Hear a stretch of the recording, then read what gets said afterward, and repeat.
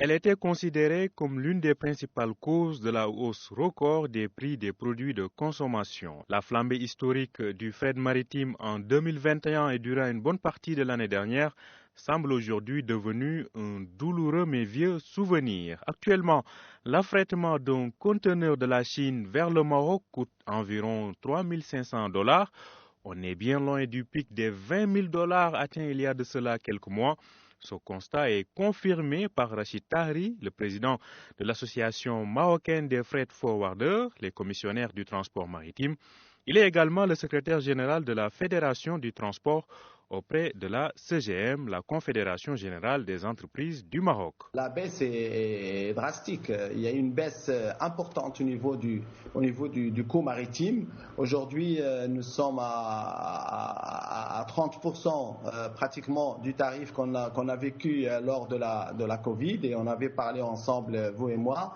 Et aujourd'hui, on peut dire que ce sont des tarifs qui sont en train de revenir à la normale. J'espère qu'on ne va pas revenir encore au tarif de 20 000 $ de Chine. Aujourd'hui, on est aux alentours de 4 000, voire 3 500 le coût du fret. Et donc, on voit que le marché se stabilise et permettra bien sûr à nos produits au Maroc d'arriver avec des tarifs très intéressants. Mais cette répercussion sur les prix des marchandises n'est pas encore sentie. En témoigne le niveau de l'inflation à 2 chiffres enregistré en février.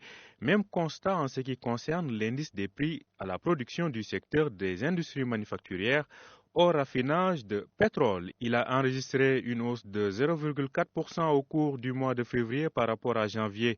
Selon le Haut Commissariat au plan, l'importation des intrants et de la matière première en provenance de la Chine avait fortement contribué à augmenter les coûts de production au Maroc. Pour le professeur universitaire Moustapha El Diaye, cette inflation est là pour durer. Le contexte national mais aussi international la maintient encore pour plusieurs mois. Peut-être cette inflation, elle est là, elle va un peu durer, ça va demander un peu de temps, et expliquer effectivement aux citoyens que c'est un phénomène mondial, qu'il faut le gérer. Et moi je pense que, par exemple, être à 2%, comme c'est prévu dans la loi de finances, ça me paraît vraiment une utopie. Pour en revenir au transport maritime, il faut noter que la flambée inédite du fret enregistrée au lendemain du Covid a fait l'affaire des compagnies maritimes internationales.